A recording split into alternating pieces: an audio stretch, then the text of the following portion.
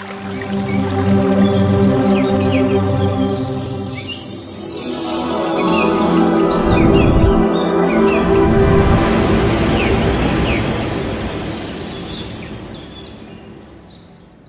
బంధువులందరికీ ఆత్మ ప్రణామాలు మాస్టర్స్.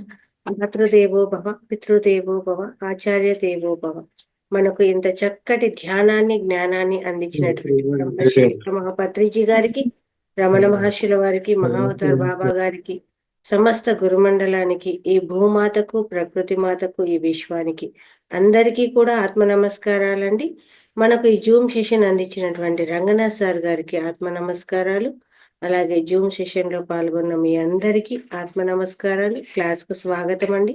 మహావతార్ ఫౌండేషన్ లో 365 రోజుల సెషన్ లో 34వ రోజు క్లాస్ కు అందరికీ కూడా స్వాగతము.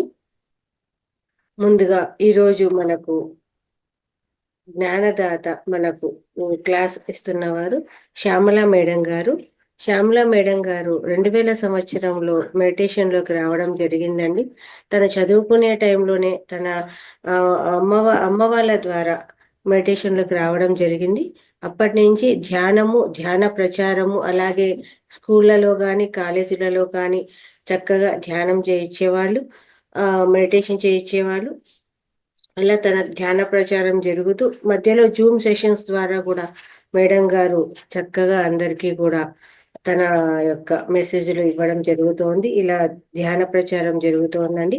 అలాంటి మేడం గారు మన క్లాస్కి రావడము మన అదృష్టంగా భావిస్తూ అందరూ కూడా మేడం కోసారి గట్టిగా ధన్యవాదాలు తెలియజేస్తూ క్లాస్కు స్వాగతం పలుకుతామండి. నమస్తే మేడం, మీ క్లాస్కు స్వాగతం అండి. నమస్తే. నమస్తే మేడం.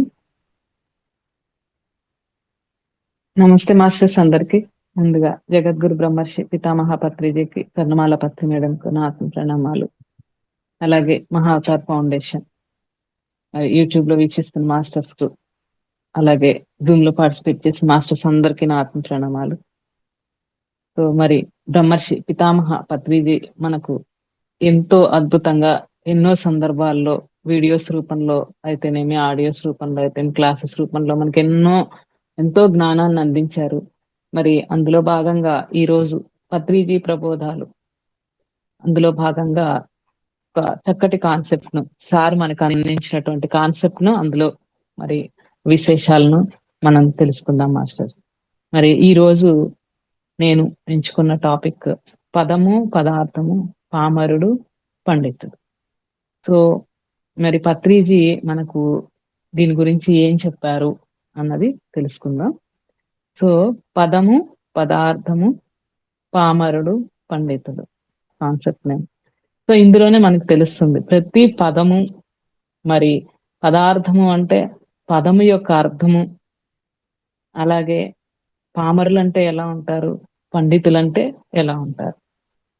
సో ఇక్కడ ప్రతి పదాన్ని కూడా మనము నార్మల్ గా వాడుతూ ఉంటాం, కానీ ఆ పదం యొక్క అర్థం ఏంటి, దాని అంతరార్థం ఏమిటి అనేది మనము సాధారణంగా ఆలోచించం. ఊరికే కొన్ని పదాలని వాడేస్తూ ఉంటాం. సో చదువు రాని వాడంటే పామరుడని, పాండిత్యం బాగా ఉన్నవాళ్ళంటే పండితులని, సో ఇలా అనుకుంటూ ఉంటాం మామూలుగా. అంటే ఏంటంటే మనకి దాని గురించిన జ్ఞానం ఎక్కువ లేదు గనక కొన్ని విషయాల్లో కొన్ని మాటలు కొన్నిటిని మనం అలాగా వాడుక భాషలో వాడేస్తూ ఉంటాం. కానీ పత్రిజీ మనకి ఏం చెప్తున్నారంటే, మరి ఆ పదము యొక్క అర్థము ఏంటి, ఆ అర్థాన్ని కరెక్ట్ గా తెలుసుకున్నవాడు పండితుడు. మరి తెలియకుండా పదాలని వాడేసేవాళ్లే పామరులు అని చెప్తున్నారు. అంటే బాగా చదువుకుని నేను పిహెచ్డి చేసినంత మాత్రాన నాకు పాండిత్యం ఉన్నంత కాదు. అలాగే మరి లౌకికమైన ఆ చదువులు ఏదైతే ఉన్నాయో మరి అవి చదువుకోని వాడు పామరుడు కాదు. ఇక్కడ మనకి ఈ భాషలో నార్మల్ గా జనరల్ గా మనం యూజ్ చేసేవాళ్ళు ఎవరైతే వేలిముద్రేస్తారో మరి రాని వాళ్ళు పామరుడు అంటాం. కానీ మనకు తెలిసిన ఎంతో మంది జ్ఞానులు, రమణ మహర్షి గాని మరి బాగా చదువుకున్న వాళ్ళు ఎవరు కాదు వాళ్ళేమి, కానీ వాళ్ళు అపారమైన ఆత్మజ్ఞాన సంపన్నులు. మరి ప్రపంచం అంతా కూడా వాళ్ళని జ్ఞానులుగా కొనియాడింది. ఎందుకు అంటే మరి ఆత్మ శక్తి, ఆ ఆత్మ జ్ఞానాన్ని తెలుసుకున్నారు. ఏదైతే చదవాలో ఆ చదువులు చదివిన వాళ్ళు, సో లౌకికమైన చదువులు కూడా చదువుతాము, అది కూడా ఇంపార్టెంటే. మరి అలాగే ఆత్మ జ్ఞానానికి సంబంధించిన ఏదైతే ఉందో ఆ జ్ఞానాన్ని తెలుసుకోవడమే మరి పరమావధి మనిషిగా జీవితం తీసుకున్న తర్వాత. సో అట్లా మనము కొన్ని పదాలని వాడేస్తూ ఉంటాము ప్రతిసారి కూడా. మరి మనం ఆ పదం యొక్క అర్థము తెలుసుకోవాలి అంటే ఆ ప్రతి పదంలోనూ ఒక అర్థం దాగి ఉంటుంది గనక మనము తీగ లాగితే డొంక ఎలా కదులుతుందో ఆ ఉపయోగించే పదాన్ని గనక మనం దాని అర్థాన్ని పట్టుకుంటే లోతుగా వెళ్తే గనక ఆ విషయంలోకి మనకి చాలా చాలా జ్ఞానం అనేది తెలుస్తుంది. ఆ తీగ అర్థం అనే తీగని లాగలేదనుకోండి మనకి ఆ డొంక కదలదనమాట. సో అలాగే దాన్నే పదార్థము అంటున్నారు. అంటే పదము యొక్క అర్థము. ఆ పదాన్ని మనం భూతద్దంలో ఏదైనా చూస్తే పెద్దగా ఎలా కనిపిస్తుందో అలాగే ఒక ఆకుని తీసుకున్నాము. ఆకుని మనకు బయటకి అలా కనిపిస్తూ ఉంటుంది. కానీ ఆకుని గనక మనము ఆ జూమ్ లెన్స్ కెమెరా ఏదైతే ఉందో మైక్రోస్కోప్ లో పెట్టి చూస్తే ఆకులో ఉన్న మనకి అణువులు, పరమాణువులతో సహా ప్రతీదీ మనకి కనిపిస్తుంది. సో అంటే మనకున్న ఈ కన్నులతోటి మనకి చూస్తే అది నార్మల్ గా అంతే కనిపిస్తుంది. కానీ ఎప్పుడైతే ఆ జూమ్ లెన్స్ ఏదైతే ఉందో ఆ మైక్రోస్కోపిక్ వ్యూలో చూసినప్పుడు మనకి ఆకు అడ్డుకోత నిర్మాణం అలాగే చర్మంలోవి మనకి ప్రతి ఒక్కటి కూడా అణువులు, పరమాణువులతో సహా అందులో కనిపిస్తాయి. నాకు కనిపించలేదన్నంత మాత్రాన అది లేకుండా పోదు. బట్ ఉంది. కానీ అది చూసే ఆ యొక్క శక్తి అనేది ఈ కన్నులకి లేదు. ఆ లెన్స్, ఆ పవర్ లెన్స్ మనకి లేదు. సో సో అట్లా మనకేం చెప్తున్నారంటే అది చర్మచక్షువులకే కొంత కనిపిస్తుంది. కొన్ని మరి ఆ చర్మచక్షువులకి కనిపించవు. ఆ చర్మచక్షువులకు కనిపించినంత మాత్రాన అది మనకి లేదు అనడానికి లేదు. సో దానికి ఆ లెన్స్ మనకు చూడగలిగే కెపాసిటీ లేదని మాత్రమే మనం ఒప్పుకోవాలన్నమాట. సో మరి అలాగే కొన్ని పదాలను వాడుతాం. ఇప్పుడు ధ్యానం అనే పదం వాడుతున్నాం మనం. సో మరి ఆ ధ్యానము అంటే ఏంటి? ఇక్కడ ఆ పదానికి అర్థము ధీ ప్లస్ యానం. ధీ ప్లస్ యానము ధ్యానము. ఆ పదం యొక్క అర్థం చెప్తున్నారు. ధీ అంటే ఏంటంటే ఇక్కడ మరి ఆత్మశక్తి, ఎరుకతోటి యానము అంటే ప్రయాణం చేయడం. సో మనము సాధారణంగా ఆ మామూలుగా ఏమవుతూ ఉంటుందంటే ఎరుకతో ఉండము. కొన్ని అలా మనం మెటీరియలిస్టిక్ కొన్ని పనులు చేసేస్తూ ఉంటాం. అలాగే నిద్రపోయాం అనుకోండి, నిద్రలో ఎన్నో మనకి కలలు వస్తూ ఉంటాయి. అందులో మనం ఎరుకతోటి ప్రయాణం చేయలేము. అది నార్మల్ గా పొద్దున ఏం చూసామో పగలు అవన్నీ కూడా మనకి లోపలంతా రికార్డ్ అయిపోతే అలా జరిగిపోతుంటాయి. అలా కాకుండా మనం ఎప్పుడైతే ధ్యానం చేసామో ధ్యానంలో సూక్ష్మ శరీరం రిలీజ్ అయింది అనుకోండి, మన ధ్యానులందరూ అనుభవాలే. ఆ అనుభవం అవి వింటూనే ఉంటాం. సో ఆ సూక్ష్మ శరీరం బయటకు రావడం దగ్గర నుంచి, దాని సిల్వర్ కార్డ్ని చూడటం దగ్గర నుంచి, దాన్ని మనం హ్యాండిల్ చేస్తూ ఆ సూక్ష్మ శరీరాన్ని మరి ఎక్కడికి వెళ్ళాలి అనే ఒక దాన్ని గైడెన్స్ ఇస్తూ మరి ఇవన్నీ కూడా చేయగలుగుతున్నారు సూక్ష్మ శరీరం రిలీజ్ అయిన దగ్గర నుంచి. అంటే ఏంటంటే ఒక ఎరుక అనేది అక్కడ మనకు తెచ్చుకోగలుగుతున్నాం. సో ఇక్కడ ఏంటంటే ఆ ఎరుక శక్తి, అంటే నేను ఒక చిన్న ఎగ్జాంపుల్ మాత్రమే చెప్పాను ఇక్కడ సూక్ష్మ శరీర యానం అనేది. ఇంకా ఆ ఎరుక అనేది ఆ విశిష్టమైన ఎరుకతోటి ప్రయాణం చేసే వాళ్ళని మరి ధ్యానము, వాళ్ళే ధ్యాని, మరి ఆ యోగి అని చెప్పేసి మనకు అంటారు. సో ధ్యానం యొక్క అర్థాన్ని మనకి ఈ విధంగా చెప్తున్నారు. మరి పండితుడికి పామరుడికి తేడా ఏంటంటే పామరుడికి పదాలు ఉంటాయి కానీ ఆ పదం యొక్క అర్థము అనేది సరిగ్గా తెలియదు. పదాలను ఉపయోగిస్తాము కానీ అర్థం తెలియదు. మరి పండితులకి ఏమవుతుందంటే ప్రతి పదం యొక్క అర్థాన్ని మరి విశ్లేషించగల సామర్థ్యం ఉంటుంది ప్రతి ఒక్కటి. ఆ సామర్థ్యం లేని వాళ్ళని పామరుడు అంటున్నారు. అలాగే మరి సామర్థ్యం ఉన్న వాళ్ళని పండితుడు అని అంటున్నారు అనమాట. సో మరి అలాగే పండితుడు అంటే ఇంకోటి ఏంటంటే ఎన్లైటెండ్ మాస్టర్స్. ఎవరైతే మరి ఆ ఎన్లైటైన్మెంట్ ని పొందారో, ఆ అవేర్నెస్ ని మరి ఒక బుద్ధుడు గాని, రమణ మహర్షి గాని ఎవరైతే మరి ఆ జ్ఞానాన్ని మనకి చర్మచక్షువులతోటి చూడలేని జ్ఞానాన్ని ఎవరైతే మరి పొందారో వాళ్ళని మరి పండితుడు అంటారనమాట. మరి అలాంటి జ్ఞానం లేని వాళ్ళు అపండితులు, పామరులు అని చెప్తున్నారు అనమాట. సో అది మనకి ఆ పదం యొక్క అర్థం గాని అవన్నీ కూడా చూడగలిగే శక్తి లేదు మన చర్మచక్షువులకి. అంటే ఏంటంటే ఇక్కడ చక్షువు అనేది మనకి చూడటానికి ఉపయోగించే ఒక ఉపకరణం. సో మనకి ఇక్కడ 4 విధాల చక్షువులు ఉంటాయని చెప్తున్నారు. 4 విధాల చక్షువుల్లో ఒకటి చర్మచక్షువు, రెండవది మనోచక్షువు, మరి మూడవది దివ్య చక్షువు, నాలుగవది జ్ఞానచక్షు. చర్మచక్షులు అంటే మన అందరికీ తెలుసు, ఈ రెండు కళ్ళతో మనం ఏదైతే ఈ ప్రపంచం మొత్తం చూస్తూ మరి మెటీరియల్ లైఫ్ లో మరి మనం అంతా కూడా ఆమ్, ఏదైతే చూడగలుగుతున్నామో అవన్నీ కూడా చర్మచక్షులతో చూస్తాం. మరి మనోచక్షు అంటే మరి రెండు కళ్ళని మనం క్లోజ్ చేసుకుంటాం నిద్రపోయేటప్పుడు కానీ ధ్యానంలో కానీ. మరి నిద్రపోయిన తర్వాత మనకి ఎన్నో కళ్ళు వస్తాయి. మరి ఆ కళల్లో కూడా మనం దాని రంగు చూడగలుగుతున్నాము, ఆ రుచులను ఆస్వాదిస్తాము కల్లోను. మరి ఎక్కడైతే స్మెల్ ఉంది ఆ స్మెల్ని చూడగలుగుతున్నాము. మరి ఇవన్నీ ఎలా చూడగలుగుతున్నామంటే ఆ మనోచక్షు ఎప్పుడైతే మనం చర్మచక్షువులు మూసుకున్నామో ఆ శక్తి అంతా కూడా మనసుకు అందించబడుతుంది. సో అక్కడి నుంచి ఆ మనోచక్షు అనేది స్టార్ట్ చేయడం, అది దాని శక్తితోటి మనోచక్షువు తను స్టార్ట్ చేయగలుగుతుంది అనమాట. సో మరి ఇక్కడ ఏం చెప్తున్నా, చర్మచక్షు అనేది మనకి భౌతిక శరీరానికి సంబంధించింది, మన ఫిజికల్ బాడీకి సంబంధించింది. సో మరి మరి మనం ఏదైతే కంటికి కనపడే మన విబ్జిఆర్ కలర్స్ ఉంటాయి కదా, విబ్జిఆర్ అని VIBGYOR అంటాము. విబ్జిఆర్ అంటే rainbow colours, violet, indigo, blue, green, yellow, orange, red, VIBGYOR colours ఇవి మాత్రమే మనం చూడగలుగుతాం. సో బియాండ్ దట్ ఆ కలర్స్ ని వైట్ కలర్, ఇవన్నీ కలిపితే వైట్ కలర్ అవుతుంది. సో బియాండ్ దట్ మనం చూడలేం. సో ఇక్కడే మనం దీన్ని infrared rays, ultra red rays అని ఏవైతే అంటున్నామో, మరి మరి కొన్ని జంతువులు ఉంటాయి, కొన్ని జంతువులకి ఏంటంటే బియాండ్ దట్ కూడా చూడగలుగుతాయి. కుక్కలు గాని పిల్లులు గాని వీటికి శక్తి ఎక్కువ ఉంటుంది.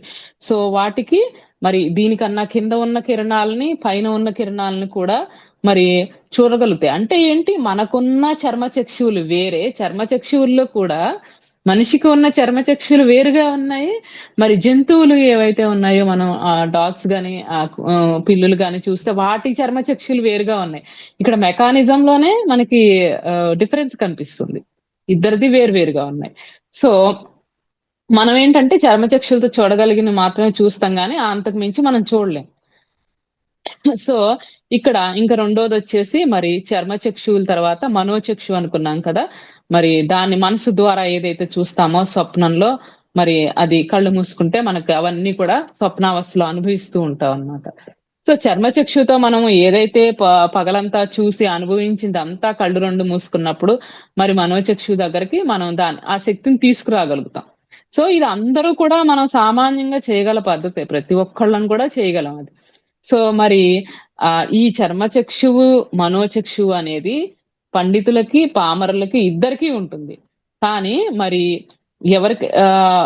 ఎవరికైతే మరి ఈ రెండు కాకుండా మరి దివ్యచక్షువు ఉంటుందో వాళ్ళని పండితులు అని అంటాం. ఎందుకు, ఇప్పుడు చర్మచక్షువు మనోచక్షువు రెండింటినీ కూడా మనం క్లోజ్ చేసినప్పుడు ఇంద్రియాలను వీటిని ధ్యానం ద్వారా మరి ఈ శక్తి మాత్రం దేనికి అందించబడుతుంది అంటే దివ్యచక్షువుకు అందించబడుతుంది. అందుకే ఇక్కడ చర్మచక్షుని క్లోజ్ చేసుకొని మరి కర్మేంద్రియాలు జ్ఞానేంద్రియాలు ఏవైతే ఉన్నాయో అన్నిటినీ మనము క్లోజ్ చేసుకొని కూర్చున్నప్పుడు మరి అది మనోశక్తితోటి మనోచక్షుతోటి చూస్తాము, ఆస్ట్రల్ ట్రావెల్స్ అయి చేస్తాము, ఆస్ట్రల్ విజన్స్ కనిపిస్తాయి. మరి ఆ తర్వాత అది కూడా ఎప్పుడైతే మనము మరి ఆలోచన రహిత స్థితి అంటున్నాం కదా, ధ్యానంలో కూర్చున్నప్పుడు ఈ ఆలోచనలన్నీ కూడా ఆగిపోయినప్పుడు ఆ మనోచక్షువు ఏదైతే మనసుతో చేసే ఆ కార్యకలాపాలన్నీ కూడా మనకి ఆగిపోతాయి. సో అప్పుడు ఆగిపోయిన తర్వాత స్టార్ట్ అయ్యేదే మరి అప్పుడు ఆ శక్తి మొత్తం కూడా మూడవ కన్ను ఏదైతే ఉందో మరి అది తెరుచుకోవడానికి, దివ్యచక్షు తెరుచుకోవడానికి ఆ శక్తి అంతా కూడా అందించబడుతుంది. ఎప్పుడు అంటే ధ్యానం ద్వారా, చిత్తవృత్తి నిరోధం జరిగినప్పుడు. సో ధ్యానం అంటే ఇక్కడ యోగము అంటే ఏంటంటే చిత్తవృత్తి, యోగ చిత్తవృత్తి నిరోధ అన్నారు. సో ఈ చిత్తవృత్తులన్నీ కూడా ఆగిపోవాలి. మనము ఏదైనా గాని మెడిటేషన్ లో కూర్చొని మనం ఊహించుకున్నా గాని, పదాలు చెప్తున్నా గాని, ఏదైనా నామస్మరణ చేస్తున్నా, అందుకే మనకి ధ్యానం అంటే మరి ఎవరిని ఊహించుకోవడం కాదు, నామజపం కాదు, మరి మంత్రం చెప్పడం కాదు, సంకల్పాలు చెప్పడం కాదు. ఇవన్నీ కాదని నేను కాదు ఎందుకు చెప్తున్నారంటే ఇవన్నీ చిత్తవృత్తులే కదా. మనం అన్ని కూడా ఏ సజెషన్స్ ఇచ్చినా ఇవన్నీ మనం ఇంకా చిత్తవృత్తుల దగ్గరే అక్కడ ఆగిపోతున్నాం. కాకపోతే నెగిటివ్ ఏదైతే ఉన్నాయో దాని ఇంపాక్ట్ లేకుండా పాజిటివ్ వేలో మనం సజెషన్స్ ఇచ్చుకుంటూ ఒక ట్రాన్స్ లోకి పంపించుకోవడానికి ట్రై చేస్తున్నాం. కానీ అది ధ్యానం కాదు. ధ్యానం చేయడానికి ఒక మార్గం కోసమని మనము ట్రై చేస్తూ ఉన్నాం కానీ అది ధ్యానం కాదు, ధ్యాన స్థితి కాదు. అది ధ్యాన స్థితి అంటే, ధ్యానం అంటే, యోగం అంటే యోగ చిత్తవృత్తి నిరోధ. చిత్తవృత్తులన్నీ ఏవైతే ఉన్నాయో అవన్నీ ఆగిపోయి మరి మరి ఎప్పుడైతే ఆ శూన్య స్థితి కలుగుతుందో అప్పుడు మనకి మనోచక్షువు కూడా, దాని శక్తి కూడా అప్పుడు దివ్య చక్షువుకు అందించబడినప్పుడు మెల్లిమెల్లిగా మనకు ఆ దివ్య చక్షువు ఓపెన్ అవుతుందన్నమాట. సో ఈ మూడవ చక్షువు, థర్డ్ ఐ ఏదైతే ఉందో అది.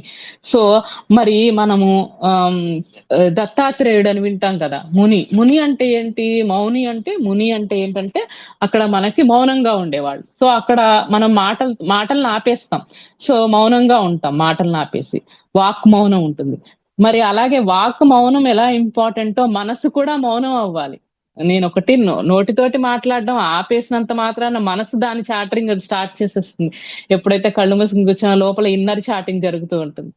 సో మరి వాక్ మౌనం తో పాటు మనస్సు కూడా మౌనం అయిపోవాలన్నమాట. వాళ్ళే మునులు అంటారు. మరి ఆ మహామౌనం ఎవరైతే ఉన్నవాళ్ళో వాళ్ళు మరి మహాముని అంటామనమాట. మరి చిత్తవృత్తి రహితమైన వాళ్ళు అంటాం వాళ్ళని.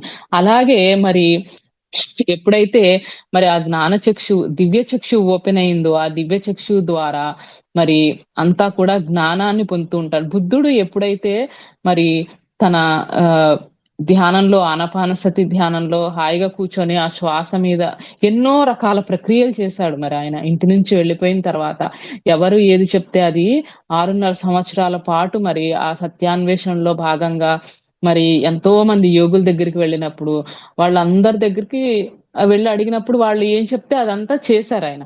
ఏంటి శరీరాన్ని శుష్కింపజేసుకునే వరకు చివరికి ఎన్నో రకాల విద్యలు, కఠోర సాధన నియమాలన్నీ అవలంబించిన తర్వాత మరి ఆయనకి ఇన్ని చేసిన తర్వాత సత్యాన్ని తెలుసుకోలేకపోతున్నాను. శుష్కింపజేసిన శరీరంతోటి సత్యాన్ని ఎలా తెలుసుకుంటాడు? 2 అడుగులు కూడా వేయలేకపోతున్నప్పుడు. అందుకని మరి సుజాత ఎప్పుడైతే ఆ పాయసాన్ని తాగించిన తర్వాత ప్రశాంతంగా చెట్టు కింద కూర్చున్న తర్వాత ఆయనకి సహజంగా జరుగుతున్న ఉచ్ఛ్వాస నిశ్వాసాలు ఒక చిన్న పిల్లాడిలో జరిగితే ఏ విధంగా అయితే మరి కూర్చున్నాడో అప్పుడు మరి ఆయనకి మరి మొదటి జాములో ఏం అర్థం అవుతుంది ఆయనకి, తను ఎన్ని జన్మలు తీసుకున్నాడు అనేది. ఇదొక్కటే కాదు జన్మ, తను ఎన్నో రకాల జన్మలు తీసుకుంటూ వచ్చాడు అన్న విషయం దివ్య చక్షువు ద్వారా తెలుసుకుంటాడు మొదటి జాములో. రెండో జాములో మరి ఈ జన్మ కారణం, పూర్వజన్మలో ఏం చేయడం వల్ల ఈ జన్మలొచ్చాయి. అలాగే ప్రతి జన్మ కూడా ఇంకో జన్మకి ఏ విధంగా కారణం అవుతోంది, ఎందుకు తీసుకుంటున్నాము ఆ జన్మ, ఆ కారణం తెలుస్తుందన్నమాట. కార్యకారణ సంబంధం అంటే, ఓహో! నేను ఈ జన్మలో ఈ పలానా చేశాను, లేదంటే ఆ పలానా అనుభవించలేదు కనుక ఈ జన్మలో అది అనుభవించడానికి వచ్చాను. సో ఒక జన్మకి ఇంకొక జన్మకి ఆ యొక్క కార్యకారణ సంబంధాన్ని ఆయన రెండో జాములో తెలుసుకుంటారు. సో మరి మూడో జాములోకి వచ్చేసరికి మరి ఇవన్నీ ఎందుకు కారణమవుతున్నాయి? కార్యకారణ సంబంధం తెలుసుకున్నారు అంతవరకు, మరి దివ్య చక్షువు ఓపెన్ అయింది. కానీ దానికి మరి రెమెడీ కావాలిగా. దుఃఖం అని అంతా ఉందని తెలుసుకున్నారు. మరి దానికి కారణం జన్మలు, దానికి తృష్ణ, కోరిక అన్న విషయం తెలుసుకున్నారు. మరి దుఃఖానికి మూల కారణం అది తెలుసుకున్న తర్వాత మరి దానికి మార్గం ఏంటి? ఏ విధంగా మరి మనము దానిలో నుంచి మరి బయటికి పడతాము? ఈ కష్టాల్లో నుంచి బయటకు పడాలి, ఈ దుఃఖంలో నుంచి అన్నప్పుడు ఆయన దానికి పరిహారంగా అష్టాంగ మార్గాన్ని కనుక్కోవడం అనేది జరుగుతుంది.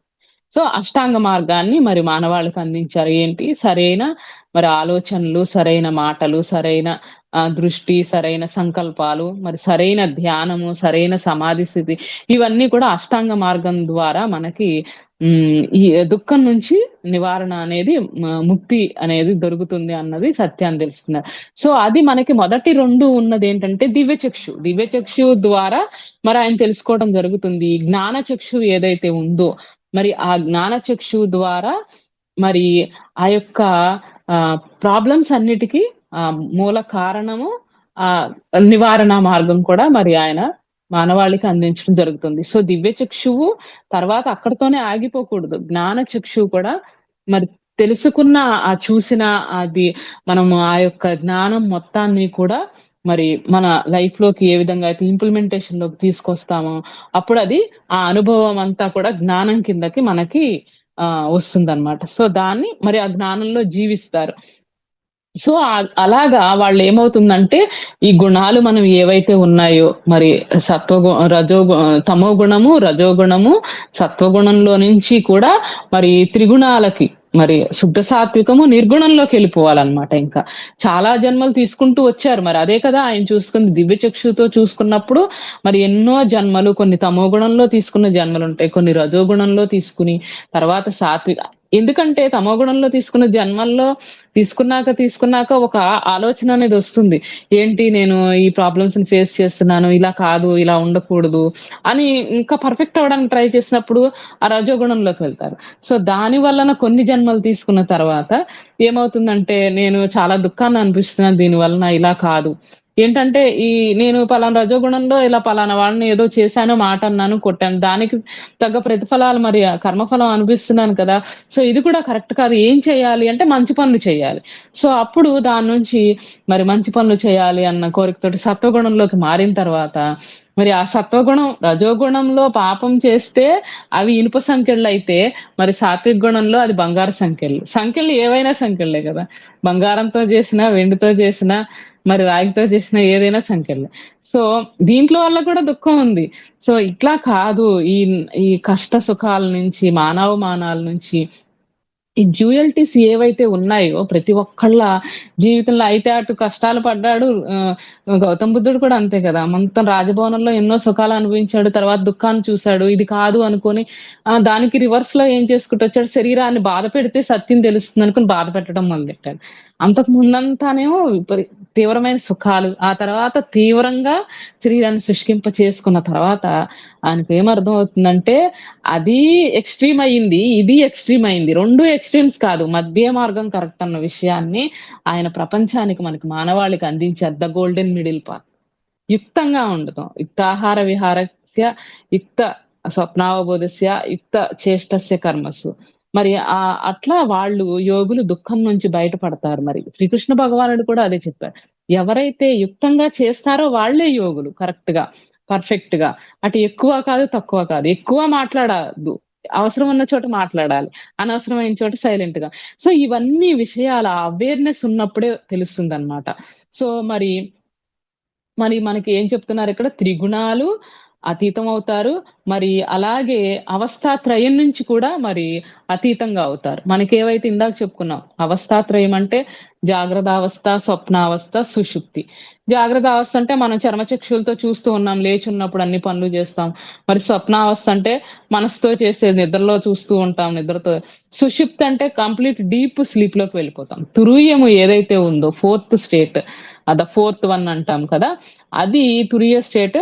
ఈ beyond the state of this all waking, dream and deep sleep ఏదైతే ఉన్నదో జాగ్రత్త, స్వప్న, సుషుప్తికి అతీతంగా ఏదైతే నాలుగో వస్తుందో అది తురియ స్థితి. జ్ఞానులు మనం ఇప్పుడు ఏవైతే అనుకుంటున్నామో ఆ జ్ఞాన చక్షువు, దివ్య చక్షువుని సంపాదించుకుని జ్ఞానంలోకి వెళ్ళిన వాళ్ళంతా కూడా ఆ ప్యూర్ కాన్షియస్‌నెస్ ఏదైతే ఉందో మరి శుద్ధ చైతన్యాన్ని మరి తెలుసుకుని పూర్తి ఆనందం, మరి ఏదైతే సత్యం, శివం, సుందరం అంటాం కదా! ఆ సత్యాన్ని తెలుసుకున్న తర్వాత ఇంకంతా మంగళకరమే. అక్కడ డ్యూయల్టీస్ నుంచి బయటపడిపోతారు. అక్కడ ఏదో అమంగళం ఏది ఉండదు. అంతా కూడా పరమాత్మ తత్వాన్ని చూడగలుగుతారు గనక, ఆ శివం స్థితిలో ఉన్నప్పుడు అంతా సౌందర్యంగానే కనిపిస్తుంది. మరి సోక్రటీస్ మరి భార్య గయ్యాళిదయ్యి ఆవిడ ఈయన అన్ని చెప్తూ ఉంటే ఎప్పుడు చూసినా ఇవన్నీ చెప్పుకుంటూ కూర్చుంటున్నావు, మరి ఆలుగడ్డలు తీసుకురా, మరి తినడానికి తీసుకురా అన్నప్పుడు ఆయన అట్లాగే కూర్చునేవాడు. ఆవిడ కోపం వచ్చి కుండలో ఏసి నెత్తి మీదేసి కొట్టేదట. మరి ఆ స్థితిలో కూడా ఆయన ఏం చేసేవాళ్ళంటే కోపం వచ్చేది కాదు ఆయనకి. ఆవిడలో ఉన్న ఆత్మ సౌందర్యాన్ని, ఆ పరమాత్మ తత్వాన్నే చూసారు తప్పితే, మరి ఆవిడలో ఉన్న గయ్యాళితనాన్ని చూడలేరు మరి ఆయన. సో అట్లాగా వాళ్ళు అందరిలోనూ కూడా మరి ఈ స్టేట్స్ లో నుంచి బయటకెళ్ళిపోతారు. ఎందుకంటే మనం ఏవైతే త్రిగుణాలు అనుకున్నామో తమో గుణము, రజో గుణము, సాత్విక గుణము నిర్గుణ స్థితిలోకి వెళ్ళిపోతారు గనక వాళ్ళకి అంతా కూడా పరమాత్మ తత్వమే కనిపిస్తూ ఉంటుందన్నమాట అన్నిట్లో కూడా. అది సౌందర్యం. అదే కదా మనకి మరి ఆది శంకరాచార్యులు కూడా సౌందర్య లహరి రాస్తారు. అంటే మొత్తం అంతా ప్యూర్ కాన్షియస్‌నెస్ ఉన్న ఆ శుద్ధ చైతన్యాన్ని వాళ్ళు దర్శించగలుగుతారు గనుక మొత్తం అంతా కూడా సౌందర్యంగానే కనిపిస్తుంది. శారీరక సౌందర్యం కాదుగా సౌందర్యం అంటే ఆత్మ సౌందర్యాన్ని మరి ప్రతి చోట కూడా చూడగలుగుతారనమాట వాళ్ళు. సో అది ఏదైతే ఉందో తురియ స్థితిలో మరి అంతా కూడా మరి జీవన్ముక్తులుగా మారిపోతారు. వాళ్ళు అసలైన పండితులు అంటే మరి ఈ అట్లాంటి పండితులు మరి పదంలో యొక్క అర్థాన్ని ఎందుకు చూడలేరు? మనం ఒక పదాన్ని వాడాము అంటే దాన్ని ఫిజికల్ లెవెల్‌లోనే చూస్తాం. వాళ్ళలా కాదు. మనం ఏ స్థితిలో ఉంటే ఆ స్థితిలోనే దాన్ని అర్థం చేసుకుంటారు. కానీ వాళ్ళ స్థితి ఏంటంటే ఆ ముక్త స్థితిలో ఉన్నప్పుడు ఆ పదాల యొక్క అర్థాన్ని కూడా వాళ్ళు వాడే విధానంలో మనకి కన్‌ఫ్యూజ్ అయిపోతాం. సరే జస్ట్ మెటీరియలిస్టిక్‌గా చూసినప్పుడు చర్మచక్షువులతోటి అంతవరకే మనం వెళ్తాం గానీ, ఇంకా దానికన్నా మరి ఆ డెప్త్‌లోకి మనము వెళ్ళలేము పూర్తిగా. కృష్ణుడు మరి భగవద్గీత చెప్పారు అంటే, ఆ కృష్ణుడు అందించిన ఆ జ్ఞానాన్ని మళ్ళీ ఇంకొక కృష్ణుడి స్థాయిలో ఉన్నవాళ్ళు మాత్రమే దాన్ని డీకోడ్ చేయగలుగుతారు. మరి ఎన్నో ఉన్నాయి మనకు వేదాలు, ఉపనిషత్తులు గాని, భగవద్గీత గాని, మరి బ్రహ్మసూత్రాలు గాని, ఇవన్నీ జస్ట్ నేను భగవద్గీత కంఠతాకి పట్టినంత మాత్రాన కాదుగా. సో, దానిలో ఉన్న డెప్త్ మీనింగ్ తెలిసినప్పుడే మనకు ఒక్క భగవద్గీత శ్లోకం కరెక్ట్‌గా తెలిసినా మనం కృష్ణుడిని అర్థం చేసుకోగలుగుతాం. కానీ జస్ట్ ఊరికే నేను పారాయణ చేసి అన్ని శ్లోకాలు జస్ట్ మంచిదే చదవడం మంచిదే. చదివితే ఫస్ట్ స్టెప్ ఏంటంటే మనం చదవడం నేర్చుకోవడం అనేది ఫస్ట్ స్టెప్.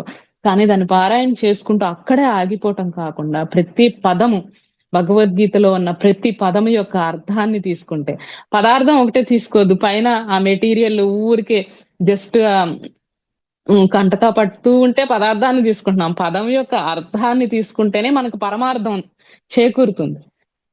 మనకి పరమార్థం చేరాలి, మన జీవితానికి అర్థము, పరమార్థం ఉండాలి అంటే, ఆ పదం యొక్క అర్థాన్ని మనం డెప్త్‌లోకెళ్ళినప్పుడే మనం మైక్రోస్కోప్ వ్యూలో పెట్టి చూడాలి. చూడాలి అంటే మనలో ఎరుక రావాలి. మరి ఆ ధ్యాన స్థితిలో డెప్త్‌గా వెళ్ళినప్పుడు మరి ధ్యాన స్థితిలో మనలో ఆ శక్తి పెరుగుతూ ఉన్నప్పుడు శ్రీకృష్ణుడు భగవద్గీత చెప్పాడంటే అది ఎంత శక్తితో ఆ శక్తిని మనం క్యాచ్ చేయాలంటే మనం ఎంత శక్తిలో ఉంటే పత్రిసార్ పదాలను చూడండి. ఒక్కొక్క పదాన్ని మనం అర్థం చేసుకోవాలంటే చదువుతూ, వింటూ ఉన్నప్పుడు ఆ పత్రిసార్ మనకి ఇంత జ్ఞానం అందించారా? నిజంగా మనం చాలా అదృష్టవంతులం నిజంగా. ఏం పుణ్యం చేసుకుంటే మనకంత అద్భుతమైన గురువు లభించారు. మనతో ఉంటూ చక్కగా నడయాడే దేవుడిలాగా ఇంత అద్భుతమైన జ్ఞానాన్ని భగవద్గీతలో శ్లోకాలనైతే పత్రిజీ అంతకుముందు భగవద్గీత అంటే జస్ట్ మనకి వినడమే తప్పితే మామూలుగా లేదంటే జస్ట్ ట్రూ ట్రాన్స్‌లేషన్‌లో ఒక అర్థంలాగా మనం దాని అర్థం పదార్థం అంటాం చూడండి. ఇప్పుడు పదం యొక్క అర్థం వేరు.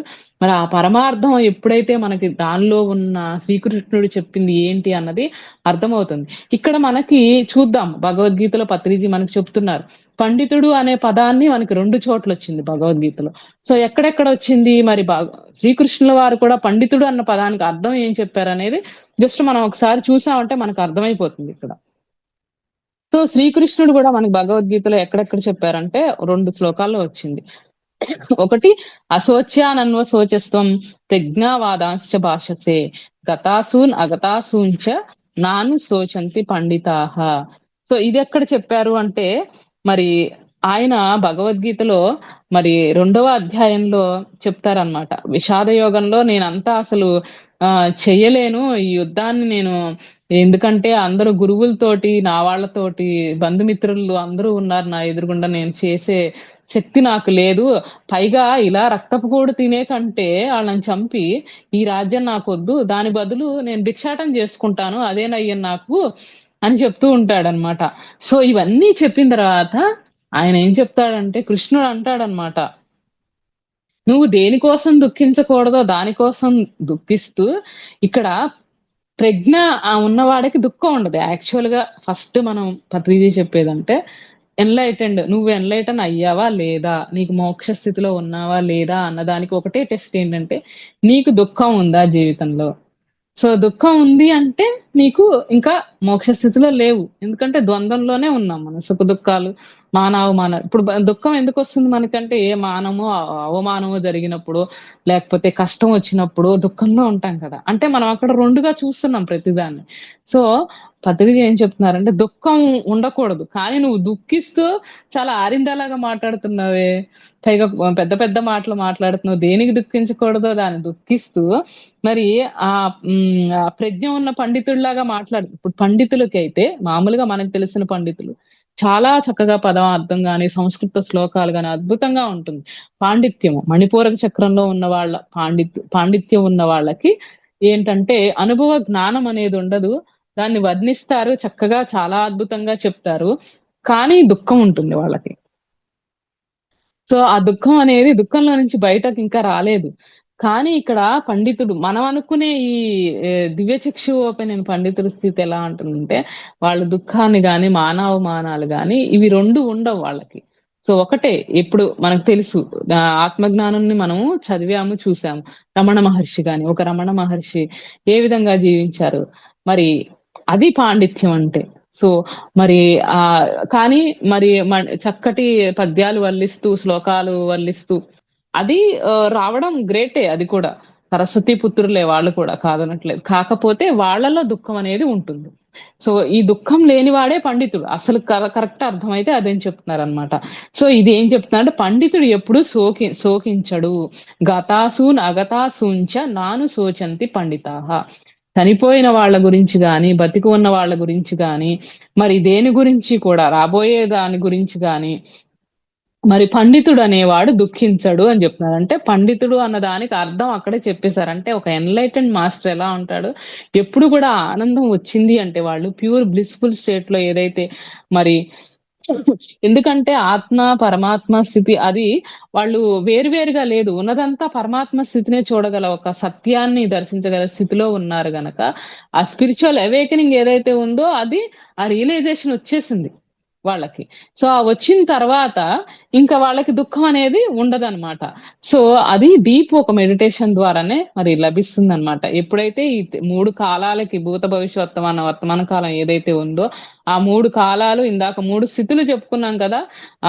త్రిగుణాలకి, ఆ అవస్థలకి 3 అవస్థలకి మరి బియాండ్ దట్ వెళ్ళిన వాడే అత్రి మహర్షి. అత్రి మహాముని అని ఎలా చెప్పుకుంటున్నా ఆ మహామౌనంలో ఆయన త్రిగుణాలకి, ఆ త్రికాలాలకి అలాగే మరి అవస్థాత్రయాలకి కూడా అన్నిటికి కూడా అతీతంగా అయిన వాళ్ళే మనకి దత్తాత్రేయ మహర్షి. అది అత్రి మహర్షి. సో, మరి అట్లాంటి వాళ్ళకి దత్తుడు తనని దత్తం చేసుకున్నాడు లోకంలో. విశ్వ కళ్యాణం కోసం మరి ఆయన పుట్టడం జరిగింది. సో, మరి ఆయన కూడా ఆధ్యాత్మికతలో కూడా ఒకానొక స్థితిలో ఏమవుతుందంటేనట అసూయ అనేది వస్తుంది. సో, ఎట్లా అయితే మరి విశ్వామిత్రుడికి మరి ఆయనకి రాజర్షి అయినా గాని ఆయనకి బ్రహ్మర్షి అనిపించుకోవాలనిపించింది. వశిష్ఠుడిని చూసాక జెలస్‌గా ఫీల్ అయ్యాడు. సో, మరి అక్కడ అసూయ అనేది ఆధ్యాత్మికతలో కూడా అసూయ ఉంటుంది. సో, ఎంతటి గొప్పవాడైనా గాని మళ్ళీ ఆ అసూయ ఏదైతే ఉందో దాన్ని జయించి అనసూయతోటి కాపురం జేయాలి. సో, అత్రి మహర్షి భార్య ఎవరు? అనసూయాదేవి కదా! అనసూయ మాత. సో, అసూయ లేకుండా ఎప్పుడైతే ఆధ్యాత్మికతలో కూడా మరి ఆ చివరి స్టెప్‌లో అసూయ లేకుండా మరి అదే కదా బ్రహ్మ విహారాల్లో బుద్ధుడు చెప్పిందదే. బ్రహ్మజ్ఞానం పొందిన తర్వాత కూడా మరి ఏ విధంగా అయితే మైత్రి, కరుణ, ముదితం, ఉపేక్ష అని చెప్తారు. అంటే మనకి మన పట్ల ఎక్కువ జ్ఞానం ఉన్న వాళ్ళని చూసి మరి మైత్రితోటి ఉండడం, అలాగే వాళ్ళని చూసి మనం కూడా ముదితం అంటే మనం కూడా ముచ్చటగా ఫీల్ అవుతూ మనం కూడా నేర్చుకుంటూ ఉండాలి. అలాగే మనకంటే తక్కువ స్థాయిలో ఉన్న వాళ్ళని కరుణతోటి చిన్నపిల్లల్ని ఎలా చూస్తారు? ఓకే నేర్చుకుంటాడులే వీడు కూడా. ఎప్పటికైనా చిన్నపిల్లాడు పెద్దోడు అవుతాడు కదా! సో, అట్లాగా కరుణతో, ఉపేక్ష మనల్ని విమర్శించే వాళ్ళని, అర్థం చేసుకోలేని పామరులు ఎవరైతే ఉంటారో పెద్ద పెద్ద విషయాలను అర్థం చేసుకోలేకపోతే ఉపేక్షిస్తారు. అంటే ఇగ్నోర్ చేస్తారు. ఓకే. అంటే క్షమించేసి దాన్ని ఉపేక్షించటం అన్నమాట. సో, అట్లాగా పండితుడు అనేవాడేంటంటే వాళ్ళలో విషాద ఛాయలు ఉండవు అని చెప్పేసి ఒక శ్లోకంలో చెప్తారన్నమాట. ఇప్పుడు ఇంకొక శ్లోకంలో మరి మనకి ఏం చెప్పారో చూద్దాం. పండితుడంటే ఇంకో శ్లోకంలో విద్యా వినయ సంపన్నే బ్రాహ్మణే గవిహస్తిని సునిచైవ స్వపాకేచ పండితాః సమదర్శినః. మరి విద్యా వినయ సంపన్నే బ్రాహ్మణే గవిహస్తిని అని చెప్తున్నారు. విద్యా వినయంతోటి 2 సంపన్నుడైన బ్రాహ్మణుడు. ఇక్కడ బ్రాహ్మణుడు అంటే చెప్తున్నారు మళ్ళీ. బ్రాహ్మణుడు అంటే కులంలో పుట్టినవాడు బ్రాహ్మణుడు కాదు. సో, ఆ పదము మనకు బ్రాహ్మణుడు వచ్చింది. దాని ముందు ఎన్నొచ్చాయి? విద్యా వినయ సంపన్నే బ్రాహ్మణే. సో, బ్రాహ్మణుడు అంటే ఆ విద్యా వినయంతోటి సంపన్నంతోటి ఉన్న బ్రహ్మజ్ఞానాన్ని పొందిన బ్రాహ్మణుడైనా గాని గవి, హస్తిని. గవి అంటే మరి ఆవు.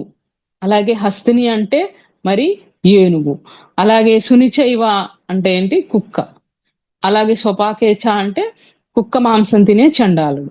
సో వీళ్ళందరినీ కూడా పండితుడు సమంగా చూస్తాడు ఎవరినైనా గాని. అంటే ఇక్కడ చూడండి మనకి ఇది డెప్త్‌గా మనకి పత్రిజీ చెప్తున్నది ఏంటంటే విద్యా వినయ సంపన్నే అంటే బ్రాహ్మణుడు బ్రహ్మజ్ఞానం పొందిన బ్రాహ్మణుడు అంటే మనకి ఏంటి? ఏ స్థితి? మనం ఇందాక చెప్పుకున్నాం కదా! ఈ అవస్థాత్రయాన్ని, గుణాల్ని అన్నిటిని దాటి ఉన్న ఒక నిర్గుణ స్థితిలో ఉన్న బ్రాహ్మణుడు. అలాగే గవి అంటే మరి ఆవు. సత్వగుణం. సత్వగుణంలో ఉన్న ఆవుని.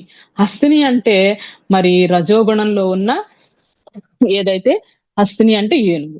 మరి సునిచైవ అంటే స్వపాకేచ అంటే మరి ఆ ఏనుగు కుక్క మాంసం తినే చండాలుడు మరి అది దేంట్లో ఉంటారంటే తమో గుణంలో ఉంటారు. మాంసం తినే వాళ్ళంతా కూడా తమో గుణమే కదా! మరి సో ఆ తమో గుణంలో ఉన్నవాళ్ళు అంటే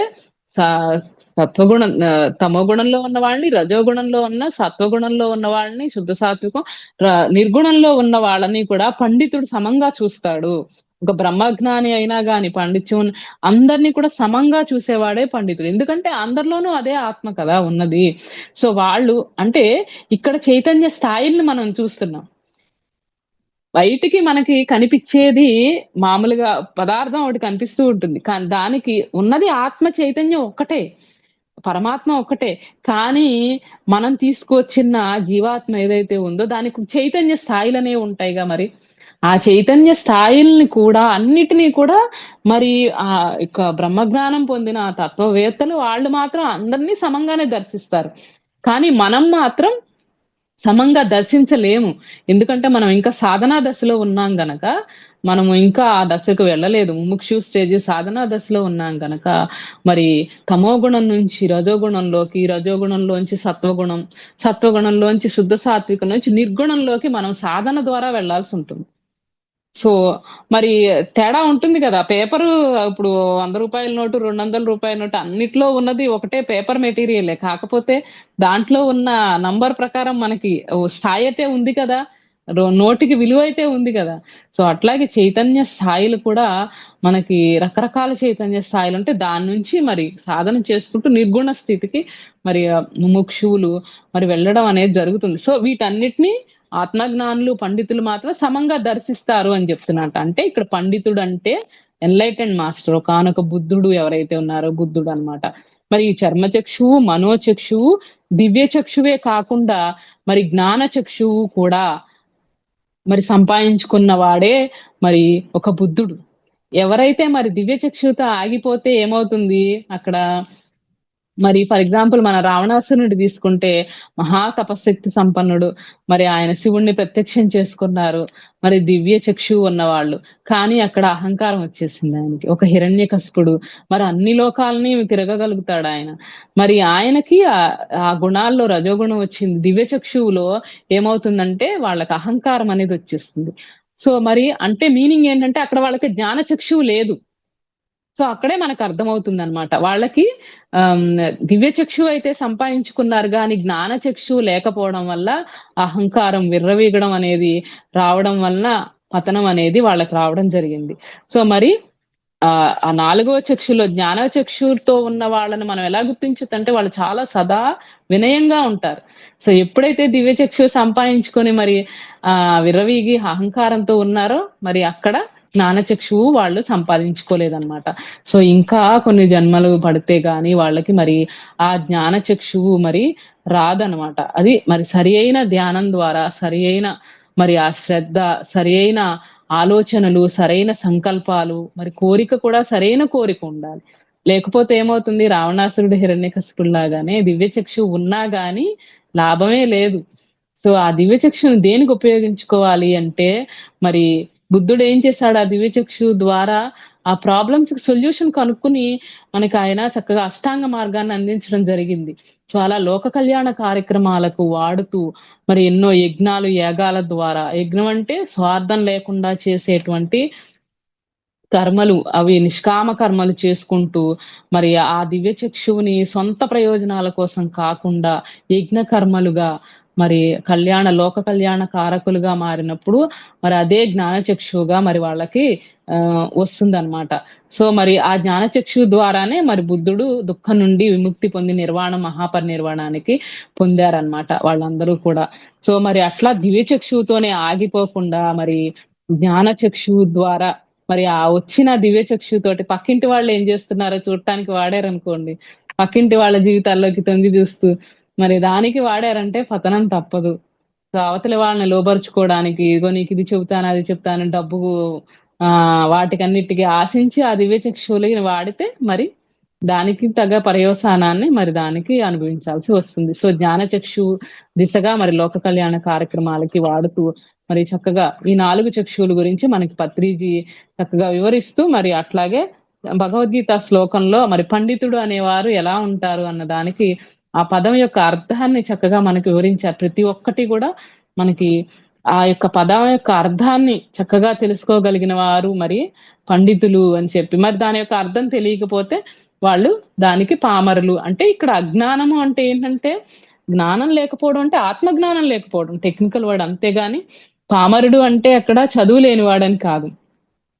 సో ఇక్కడ అజ్ఞానము అన్న బుద్ధుడు అవిద్య అన్న మీనింగ్ ఏంటంటే ఆత్మ యొక్క జ్ఞానము. ఆత్మజ్ఞానం అంటే ఏంటంటే మనల్ని గురించిన మన జ్ఞానమే, అదేదో వేరే వేరే లోకాల జ్ఞానం అని కాదు. మనం ఎప్పుడైతే మన గురించి మనం తెలుసుకుంటామో నేనంటే ఏంటి అన్న విషయంలో మనం ముందు లోపలికి వెళ్లే కొద్దీ సమస్తము మనలోనే ఉంది, అన్ని లోకాల జ్ఞానం మనలోనే ఉంది, మనము అది వేరు కాదు. పరమాత్మ స్థితి అంతా కూడా ఒక్కటే, ఉన్నదంతా ఒకటే. ఈశావాస్యం ఇదం సర్వం యత్కించ జగత్యాం జగత్. సో తేన చిత్తేన భుంజీద మాగృత కశ్యసిద్ధనం అని చెప్తారు. అంటే ఉన్నదంతా కూడా ఈశ్వర సర్వభూతానం అన్నది సత్యాన్ని, అల్టిమేట్ సత్యాన్ని తెలుసుకోగలుగుతారు అన్నమాట. సో మరి ప్రతి ఒక్కటి కూడా పదం యొక్క అర్థాన్ని మనము చక్కగా అట్లా తెలుసుకుంటే తీగలాగితే డొంక కదిలినట్టు మరి పదం యొక్క అర్థాన్ని తెలుసుకోకుండా మనం నెగ్లెక్ట్ చేయకుండా చక్కగా చేసుకుంటూ దివ్యచక్షు దగ్గర ఆగిపోకుండా కోరికలతోటి మరి జ్ఞానచక్షు సంపాదించుకుంటూ లోక కళ్యాణ మరి అలాంటి కార్యక్రమాలు చేసుకుంటూ మరి నిష్కామ కర్మ స్థితిలో ఉంటూ అలా చేసుకుంటే మరి జ్ఞానచక్షు ద్వారా మరి ముక్తిని మోక్షాన్ని కూడా పొందవచ్చు, నిర్వాణ స్థితిని అని చెప్పి మనకి పత్రిజీ చెప్తున్నారు మాస్టర్.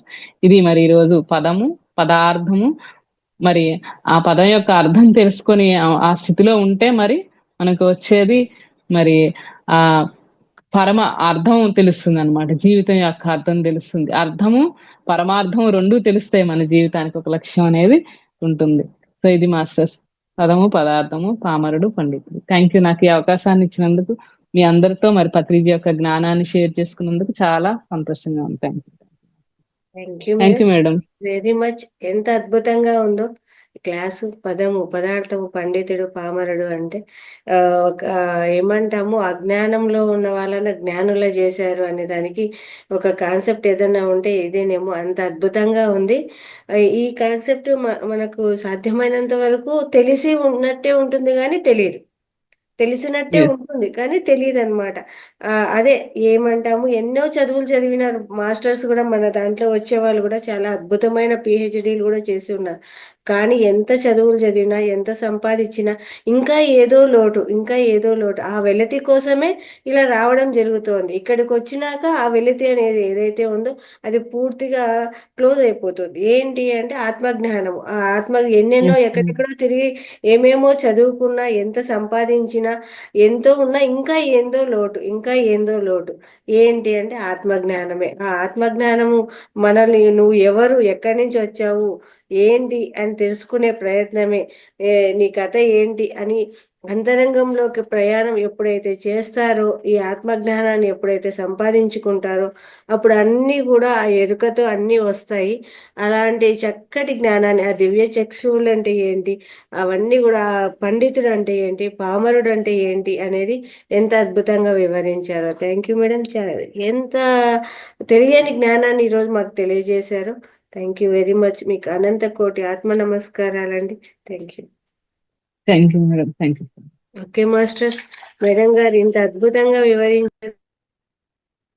ఎవరికైనా ఇందులో మీ కామెంట్స్ కానీ మీకు ఏమైనా డౌట్స్ ఉన్నా కూడా చక్కగా మీరు క్లియర్ చేసుకోవచ్చండి. Thank you. మీనా కుమారి గారు అన్మ్యూట్ చేసుకున్నాము. నమస్తే లలిత మేడం. నమస్తే శ్యామల మేడం. ఎంత చక్కగా, ఎంత నమస్తే. అద్భుతంగా, ఎంత చక్కటి ఆత్మ జ్ఞానాన్ని మాకు అందించారు మేడం. నిజంగా చాలా అద్భుతమైన విషయం. మనము పత్రి సార్ లాంటి ఆ పరమాత్మ స్వరూపులైన ఆ గురుదేవులు మనకు లభించడం అనేది మనం ఎన్నో జన్మలో చేసుకున్న అది సుకృతమే. చాలా చక్కగా వివరించారు. 4 చక్షువుల గురించి, 4 అవస్థల గురించి, ఎంత బాగా పండితుడు, పామరుడు, తర్వాత భగవద్గీత శ్లోకాల గురించి ఎంతో అద్భుతమైన జ్ఞానాన్ని మాకు అందించారు మేడం. ఇంత తక్కువ టైంలోనే ఉన్న జ్ఞానాన్నంతా మాకు బోధించేశారు. ఆత్మ జ్ఞానం నుంచి బ్రహ్మ జ్ఞానం వైపు వెళ్ళారు మీరు. చాలా బాగుంది మేడం. ఇంత అద్భుతమైన జ్ఞానాన్ని మాకు అందించినందుకు మీకు ఆత్మ ప్రణామాలు తెలియజేస్తున్నాను madam. Thank you so much madam. Thank you. Thank you అండి. Thank you.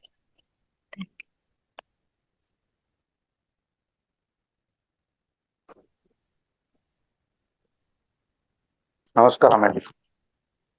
నమస్తే సార్. అద్భుతమైన ఈరోజు తీసుకున్న మీ సబ్జెక్ట్ అద్భుతమైన సబ్జెక్ట్ మేడం. మనం ఎన్నో పుస్తకాలు చదివినా దొరకదు ఇది, ఈ జ్ఞానం. ఎందుకంటే మీరు అన్నట్టు భగవద్గీత చదువుతాం, కానీ దానిలో అర్థాలు తెలియదు.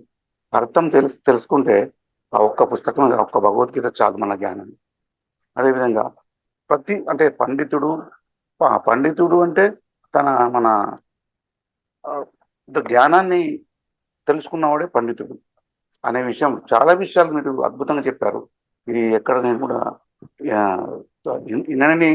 వినలేదు, ఎక్కడ కూడా అంత మంచి జ్ఞానాన్ని మాకు అందించారు. సోక్రటీస్ కూడా తన భార్యలో దయ్యాలను చూడలేదు. అంటే మహాపండితులు, పండిత్వం ఉన్నవాళ్ళు అటువంటి తను చూస్తారనే విషయాన్ని మీరు చాలా అద్భుతంగా చెప్పారు మేడం. చాలా ధన్యవాదాలు. Thank you sir. ఇంకా మాస్టర్స్ ఎవరైనా మాట్లాడతారా? ఏదైనా డౌట్స్ క్లియర్ చేసుకోవచ్చు చక్కగా మేడం గారితో. తారారెడ్డి గారు మాట్లాడతారమ్మా?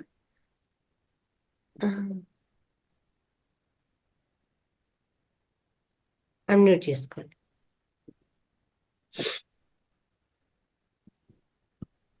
ధ్యానం ఎప్పటి నుంచి ఉంటుందండి? మెడిటేషన్ ఇది అయిపోతూనే ఉంటుంది. ముందు మీకు ఏమైనా డౌట్స్ ఉంటే క్లియర్ చేసుకోండి. డౌట్స్ ఏం లేవులండి. ఓకే, మరి మేడం గారు ఎలా చెప్పారో అని చెప్పవచ్చు కదా. క్లాస్ విన్నారా మీరు? విన్నానండి. మరి దాని గురించి అయినా మాట్లాడాలి కదా, మాట్లాడచ్చు. చాలా బాగా చెప్పారండి. మీరేం గ్రహించారో కూడా చెప్పచ్చు. అంటే ఇంతకుముందు నేను మెడిటేషన్ చేశానండి.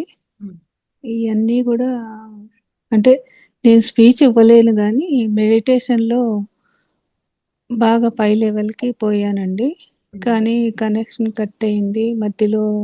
కొంచెం సిచ్యుయేషన్స్ బ్యాడ్ ఇవి వచ్చాయి. అందువల్ల మెడిటేషన్ కనెక్షన్ పోయింది. అది ఎలా అనే దాని గురించే అంతే మేడం. మెడిటేషన్ అయితే ఆపద్దు మేడం. అది రోజు ఒక సాధన అనేది మనం కంటిన్యూ చేస్తూ ఉండాలి. సాధన ఆపకూడదు. కష్టం వచ్చిందని అది ఇంకా ఎక్కువ చేయాలి. మనకి కష్టం వచ్చినప్పుడు ఇంతకుముందు మెడిటేషన్ లో నాకు సోల్ కూడా వెళ్ళేదండి. సోల్ వెళ్ళేది. ప్లస్ తర్వాత ఎవరికైనా నాకే తెలియదు అది నేను అలా చేస్తున్నానని. నన్ను అడిగేవాళ్ళు, నాకు బాగలే, మా ఫాదర్కి బాగాలేదు, వస్తారా అని చెప్తే నేను నాకు మామూలుగా వెళ్ళి మెడిటేషన్ చేద్దాం అందరం కలిసి అని చెప్తే నేను వెళ్ళి చేసేదాన్ని. పవర్ అనేది ఎక్కడ వాళ్ళకు బాగలేదో అది ఆ పవర్ నాలోంచి అక్కడ వెళ్ళేది. వాళ్ళు తర్వాత క్యూర్ అయిందని చెప్పేవాళ్ళు. ఆ స్టేజ్కి వెళ్ళానండి. తర్వాత అంతా పోయింది. అదే బాధగా ఉంది. మళ్ళీ దానికి రావాలంటే చాలా కష్టం. చాలా చాలా బాధగా మేడం. హీలింగ్ లేదు అంటే నాకు అప్పుడు నాకు వచ్చిందని కూడా తెలియదు. అలా వేరే వాళ్ళకి మాస్టర్స్ తెలిసింది. హీలింగ్ అనేది ఎవరు కూడా మీరు థాట్ పెట్టి క్యూర్ అవ్వాలి అనేది మనకి పత్రిజీ అదే చెప్తారు, అవతల వాళ్ళు ఎవరి కర్మల్ని వాళ్ళు క్యూర్ చేసుకోవాలి, కానీ హీలింగ్ అనేది లేదు. పిఎస్ఎస్ఎం లో హీలింగ్ ఎవరికి వాళ్ళు మెడిటేషన్ చేసుకొని అంటే వాళ్ళు నాకు హీల్ అంత చేసుకోవాలి, మీరు ఇది చేయకూడదు. అప్పటి అది తెలియదు కదండి ఇప్పుడు నాకు అప్పట్లో. ఇప్పుడు అంటే ధ్యానము, అలాగే మీరు బుక్స్ రీడింగ్ చేయండి, అలాగే సోల్ సజ్జన వెళ్ళేది మట్టుకు సాంగత్యం, మూడు. తెలుసు. ఓకే. ఉమ్, మీకు ఆ సజ్జన సాంగత్యము చేస్తానండి. ప్లస్ స్వాధ్యాయము ఆ మూడు ఉండాలి. సో ఈ హీలింగ్స్ ఇవన్నీ కూడా మనం ఎవరికి చేయక్కర్లేదు, ఎవరికి వాళ్ళకి ధ్యానం చెప్పడం, వాళ్ళని వాళ్ళే క్లియర్ చేసుకోవాలి. సో ఇది తీసుకోవడం అనేది మొదలు పెడితే హీలింగ్ అనేది అది కరెక్ట్ కాదు. ఎవరి సమస్యలు వాళ్ళు పరిష్కరించుకోవాలనే చెప్తారు అప్పట్లో పత్రిజీ. నాకు తెలియలేదండి, ఎవరు ఉమ్, చెప్పలేదు. ఉమ్, ఉమ్. నాకు అలా క్యూర్ అవుతుంది చేస్తే అని కాదు, ఇద్దరు అది మీరు ఇస్తూ పోతే వాళ్ళు ఎప్పుడు నేర్చుకుంటారు, మళ్ళీ ఇంకోసారి ఏదో ప్రాబ్లం వస్తుంది, చేద్దాం మళ్ళీ హీల్ చేస్తారు. అనేవాళ్ళు అలా సమస్యని ఎవరికాళ్ళు పరిష్కారం, ప్రతిసారి వస్తూ ఉంటారా మీ దగ్గరికి అప్పుడు ప్రాబ్లం వచ్చినప్పుడల్లా? ఉమ్. ప్రతిసారి వస్తూ ఉంటారా ఆ ప్రాబ్లం వచ్చినప్పుడు? ఎవరికి వాళ్ళు చక్రాలు నేర్చుకుంటే కొన్ని బెటర్ కదా. ఓపెన్ అయ్యాయండి నాకు అప్పట్లో. ఇంకా కంటిన్యూ చేయండి మేడం, సాధన కంటిన్యూ చేయండి, ఆపద్దు ఏది కూడా. స్టార్టింగ్ ఇలా లోనే అనుభవాలు, ఏంటండి? ధ్యానం అనేది అనుభవాల కోసం కాదు మేడం, ఓకే ఓకే. అనుభవాల కోసం కాదు ధ్యానం అనేది. అంటే ఎవరు చెప్పలేదు అప్పట్లో, తెలియలే నాకు. ఇప్పుడు మీరు చెప్తున్నారు కాబట్టి ఓకేనండి. ఓకే. అదే మేడం, మూడో దివ్యచక్షు నుంచి జ్ఞానచక్షు వైపు వెళ్ళాలి. దివ్యచక్షు అనేసి ఈ అనుభవాల కోసం అనేది గొప్ప కోసం అట్లా మనం, అంటే ఇప్పుడు చూసారా నాకు అనుభవాలు రావట్లేదు అనే బాధ ఉంటుంది. ఈ అవును. అనుభవాలతోటి కొంతమంది, అది కాదు, కరెక్ట్ కాదు. కొంతమందికి అనుభవాలు అయిపోతాయి కూడా, అన్నంత మాత్రాన, అనుభవాలు రానంత మాత్రాన ధ్యానం సరిగ్గా చేయనట్టు కాదు. మనం డైలీ తీసుకునే లైఫ్ లో ఎలాంటి ఇష్యూస్ ని ఎలా ఫేస్ చేస్తున్నాము అన్నదే ఇంపార్టెంట్. ఆ తెలుసుకున్న జ్ఞానం ఏదైతే ఉందో ఏ విధంగా అప్లై చేసుకుంటున్నాం లైఫ్ లో అన్నది ఇంపార్టెంట్, గానీ వాటిని అనుభవాలని విశ్లేషించొద్దు, అనుభవాలని జస్ట్ చూడమంటారు అంతే పత్రిజీ. అదేదో సినిమా మనం గనక తెర మీద చూసినట్టు చూడటమే తప్పితే దాన్ని విశ్లేషించటం గానీ, దాని గురించి ఎక్కువగా ఫీల్ అవడం వద్దు. ఎక్కువ ఫీల్ అవ్వద్దు, తక్కువ ఫీల్ అవ్వద్దు, ఏది వద్దు, జస్ట్ చూడండి సాక్షిగా అంతే. ఏదొచ్చినా మళ్ళీ ఈ రోజు ఈ అనుభవం వచ్చింది కనుక మళ్ళీ ఇంకో రోజు ఇంకో అనుభవం కోసం నాకు ఇది కావాలి అన్న ఆలోచనతో కూర్చోవడం, ఇవన్నీ ఎక్స్పెక్టేషన్స్ ఏం వద్దు. ధ్యానం కోసమే చేయమంటారు పత్రిజీ. ఎందుకంటే ధ్యానం చేయడంలో ఉన్న ఆనందం కోసం చేయమంటారు. సో దానిలో ఉన్న ఆనందం, ఇప్పుడు ఎలా అయితే మనం ఆ ఆనంద స్థితిని పొందుతాం, దాన్ని అది పొందడం కోసమే. ధ్యానం ఇది చేస్తే నాకు ఈ సమస్య పరిష్కారంగా అవుతుందని గాని, దీనికో అట్లా కాదు. ధ్యానం లోతులు తెలుసుకోవడం కోసం ధ్యానం కోసమే చేయాలి. తప్పితే మనం ఈ హీలింగ్స్ కోసం కూడా అది మనం చేస్తున్నప్పుడు ఆటోమేటిక్ ఏది జరగాలో అది జరుగుతుంది. అంటే గ్రూప్ లో అలా మాస్టర్స్ అలా అడిగేపాటికి నాకు అవన్నీ తెలీదు. పత్రిజీ సార్ క్లాసెస్ ఓన్లీ వేణుగా అది ఫ్లూట్ ఉంటుంది కదండి, అదొక క్లాస్ అటెండ్ అయ్యాను. మళ్ళీ తర్వాత అందరూ ఎక్కడి వాళ్ళు అక్కడ వెళ్ళిపోయారు, కనెక్షన్స్ పోయాయి. నేను మామూలుగా మెడిటేషన్ మట్టు చేసుకునేదాన్ని. కొన్ని కారణాల వల్ల మెడిటేషన్ ఆపేశాను. ఆపద్దు అప్పటి మేడం. నుంచి అది కావాలంటే ఫ్లూట్ పెట్టుకోండి, కానీ కంటిన్యూస్ గైడింగ్ మెడిటేషన్ అనేది ఫాలో అవ్వద్దు. ఎందుకంటే ఇప్పుడు ఫ్లూట్ అయినా మనకి మ్యూజిక్ అయినా ఎప్పుడు అదే అలవాటైంది అనుకోండి, ఏ జర్నీలో వెళ్తున్నారు, మీ దగ్గర మొబైల్ లేదు, చెవులో ఇవి లేవు, అట్లాంటప్పుడు మెడిటేషన్ ఆపేస్తామా? ఇలా కండిషన్స్ అలా పెట్టుకోవద్దు, అలా దానివల్ల పెట్టుకోవద్దు. ఆపలేదండి. కాకపోతే నేను కంటిన్యూ చేశాను. చేసిన తర్వాత నాకు మా ఇంట్లో కొన్ని కారణాల వల్ల నేను ఆపేశానండి. అది తర్వాత అది ఆగిపోయింది. మళ్ళీ 1 ఇయర్ నుండి కొంచెం ట్రై చేస్తున్నా అప్పుడప్పుడు. ఇప్పుడేమో కంటిన్యూ చేద్దాం అనుకుంటున్నా. అందుకని క్లాసెస్ ఇప్పుడు అవును మేడం, ఇప్పుడు గ్రూప్ మెడిటేషన్ ఇక్కడ జరుగుతోంది కదా, మీరు చక్కగా గ్రూప్ మెడిటేషన్ లో పార్టిసిపేట్ చేస్తూ మెడిటేషన్ మళ్ళీ కంటిన్యూ చేయండి.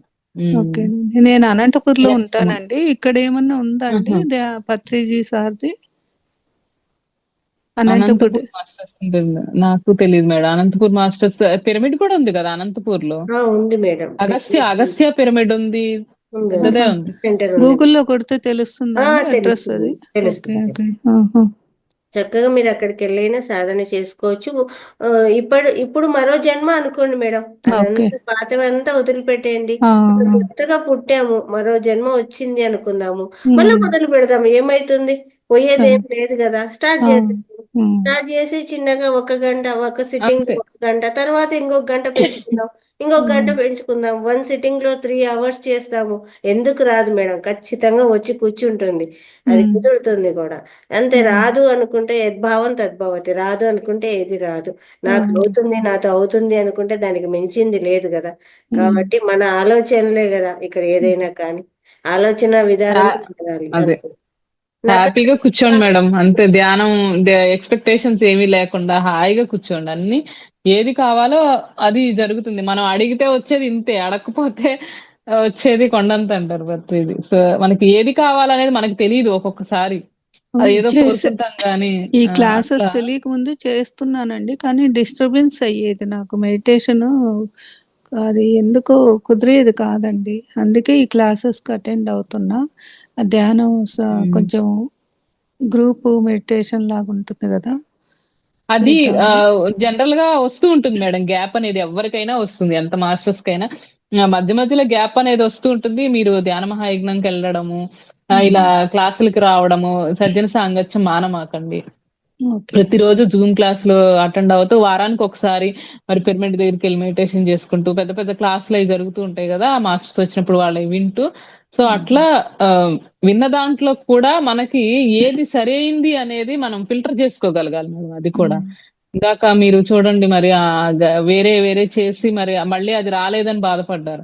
సో మనం హ్మ్. ఫిల్టరేషన్ అనేది కూడా ఇంపార్టెంట్. ఏది మనకి రియాలిటీకి దగ్గరగా ఉంది, మాయలో పడకుండా రియాలిటీకి దగ్గరగా ఏది ఉంది. పత్రిజీ ఏం చెప్తున్నారు, పత్రిజీ పుస్తకాలు తీసుకు చదవండి, పత్రిజీ ప్రబోధాలు చదవండి, వీడియోస్ వినండి, పత్రి సార్ చెప్పిన వీడియోస్ వినండి.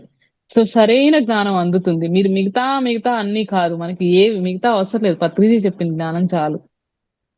టీవీలో ఫస్ట్ వస్తుంది పత్రి కదండీ! పీఎంసీ ప్రోగ్రామ్ అని ఎస్ ఛానల్ ఉంది. వీడియోస్. ఛానల్ ఉంది అది. హ్మ్. పత్రిజీ వీడియోస్ చూడండి, వినండి. హ్మ్. జ్ఞాన నవరత్నాలు, మరి పత్రిజీ అందించినటువంటి ఈ ఎన్నో కాన్సెప్ట్లు ఉన్నాయి. మరి ముక్తి హ్మ్. మార్గంగా ఇవన్నీ కూడా ముందు పత్రిజీ అందించిన జ్ఞానం తీసుకోండి. పత్రిజీ ప్రబోధాలు పుస్తకం తీసుకోండి.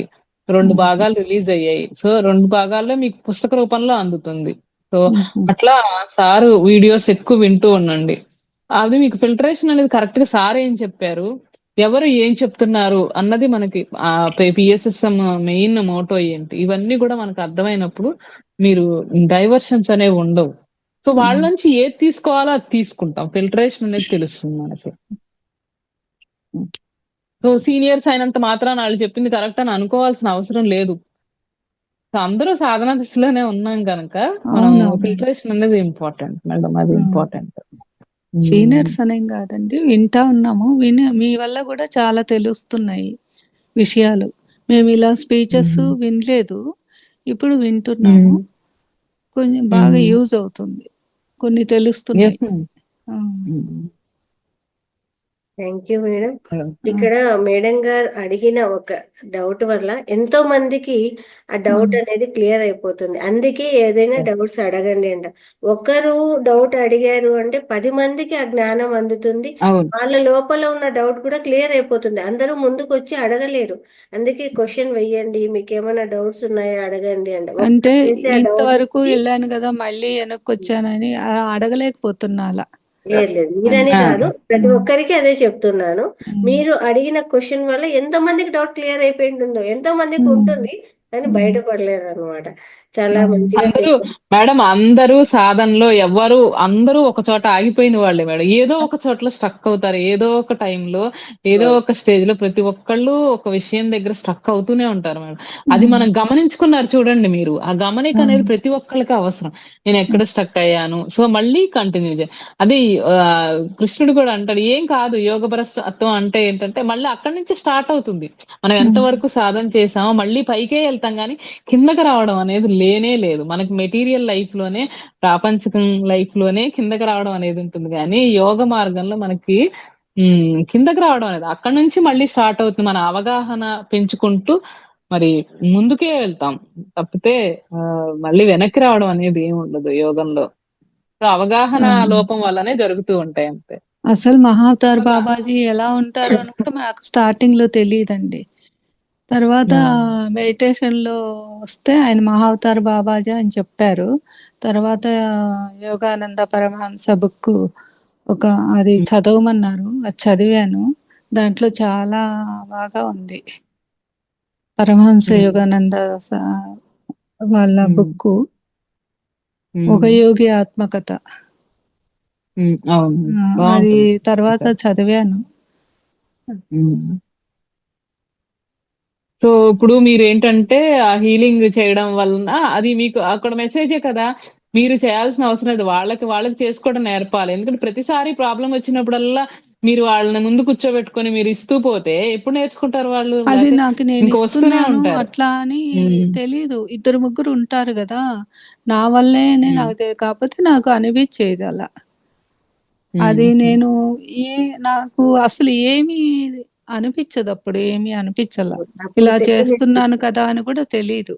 నో ప్రాబ్లం మేడం, ఏం కాదు. ఇప్పుడు మళ్ళా మనం మొదలు పెడదాము, చేద్దాము, కంటిన్యూ అవుదాము. ఇంకా మంచి మీరు జీవితాన్ని జ్ఞానం దిశగా వెళ్ళండి మేడం, జ్ఞానం దిశగా వెళ్ళండి. ఇంకా ఈ హీలింగ్ దిశగా కాదు. మీరు ఏం నేర్చుకోబోతున్నారు, ఏం నేర్చుకుంటారు, సో ఇట్లా జ్ఞానం దిశగా వెళ్ళండి. మీరు ఏం చేయగలుగుతారు, క్లాసులు చెప్పడం, మీరు నేర్చుకున్నది చెప్పడం. మరి ఈ జ్ఞానాన్ని అంత, ఇప్పుడు భగవద్గీత ఉంది, దానిలో ఉన్నది చూడండి, పత్రిజీ ఏం చెప్పారో, భజగోవిందంలో ఏం చెప్పారో చూడండి. సో మీరు పుస్తకాలు చదువుతున్న కొద్దీ మరి స్వాధ్యాయం సజ్జన సాంగత్యం చెయ్యాలి. అంటే మీరు ఎక్కడ లోపం త్రిరత్నాలు ఇచ్చారు. ధ్యానము ఒకటే పాటిగా ధ్యానం కాదు, స్వాధ్యాయం సజ్జనం మూడు ఒక రోజులో మూడు కూడా బ్యాలెన్స్డ్ గా అవ్వాలి. ఒకటి ఎక్కువ, ఒకటి మరీ ధ్యానం చేసేస్తూ 24 గంటలు ఇంట్లో వాళ్ళు చూసే వాళ్ళకి ఇదేంట్రా బాబు రాత్రిళ్ళు కూడా కూర్చొని చేస్తున్నారు వీళ్ళు అనిపించేలా కాకుండా బ్యాలెన్స్డ్ గా అది చేసుకుంటూ మరి ముందు 3 వెర్రిలాగా టైమ్స్ చేసేదాన్నండి. అట్లా చేయండి. మార్నింగ్ ఒకసారి ఎర్లీ మార్నింగ్ 11 కు, మళ్ళీ ఈవినింగ్ 6 o'clock చేసేదాన్ని. అంతే, ఎక్కువ ఏం లేదు, ఒక హాఫ్ అన్ అవర్ అలా చేసేదాన్ని. మళ్ళీ మన లైఫ్ మనం అన్ని చూసుకోవాలి కదా, చక్కగా వంటలు అవునండి, చేయడం, పిల్లలు ఉంటారు, నేచర్ అన్నీ తోటి ఉంటాయి. ఇప్పుడు లైఫ్ నాకు ఎంజాయ్ 64 చేయాలి. years ఉంది. చదివే ఓపిక లేదు. వీడియోస్ చూడొచ్చు కానీ అంత 64 years నాకు. చూడండి. అయ్యో 64 ఏంటి మేడం, 90 years కూడా, 80 years కూడా చదవచ్చు పుస్తకాలు. అది మీరు అవునండి, అసలు నాకు ఏది హెల్త్ బాగా పెట్టుకుంటారేంటి మేడం? దెబ్బతినిందండి, అందుకనే నో ప్రాబ్లం. చదువుతానులేండి. వీడియోస్ ద్వారా కూడా జ్ఞానాన్ని పొందండి. మీకు ఎంత చదువునైతే అంత చదవండి. ఓకేనా మేడం? వీడియోస్ ఎక్కడ దొరుకుతాయండి? యూట్యూబ్ లో. ఓహో, okay okay okay madam, thank you. Welcome. Thank you madam. Welcome madam చాలా చక్కగా మాకు సమాధానాలు అందించారు. అలాగే ఇంత మంచి జ్ఞానాన్ని అందించారు. ఇంకా మనము చక్కగా మెడిటేషన్ చేసుకుందాము. మెడిటేషన్ చేస్తారా మేడం? మీరు చేయొచ్చు. Okay madam. అంటే అందరూ మెడిటేషన్ లో కూర్చుందాం మాస్టర్స్. ఓకే, మీరు షేర్ చేస్తారా మేడం మ్యూజిక్? చేస్తాను. Okay madam. ఓకే మాస్టర్స్, అందరూ కూడా ఒక గ్లాస్ మంచినీళ్ళు తాగి కూర్చోండి. మేడం గారు చెప్తారు చక్కగా, ఆ తర్వాత నేను మ్యూజిక్ ప్లే చేస్తాను.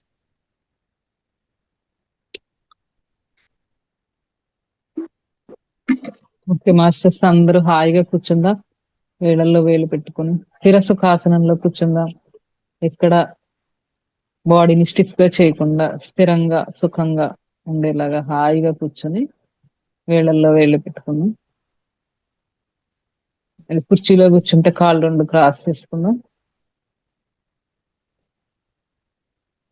సహజంగా జరుగుతున్న ఉచ్ఛ్వాస నిశ్వాసాలను చక్కగా ఒక పువ్వుని గనక మన వాసన చూస్తుంటే ఏ విధంగా అయితే ఫీల్ అవుతాం అలా చక్కగా గాలి తీసుకుంటూ వదులుతూ ఆ ఉచ్ఛ్వాస నిశ్వాసాలని, సహజంగా జరుగుతున్న ఉచ్ఛ్వాస నిశ్వాసాలని ఎరుకతో గమనిద్దాం. ఎరుకతో గాలి తీసుకున్న దాన్ని వదులుతున్న దాన్ని గమనిస్తూ గమనిస్తూ సాక్షిగా ఉందాం.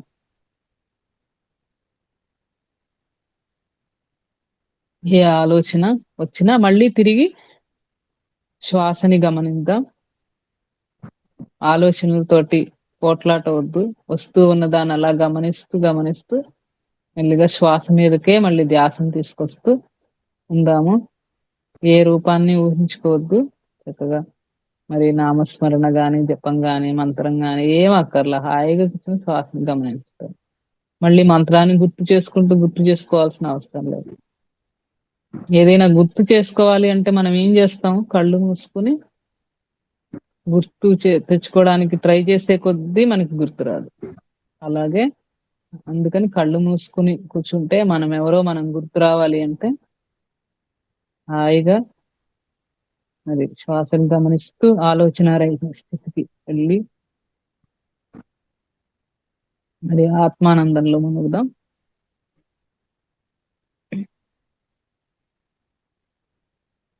శ్వాసనే గమనిద్దాం. శ్వాస మీద ధ్యాస.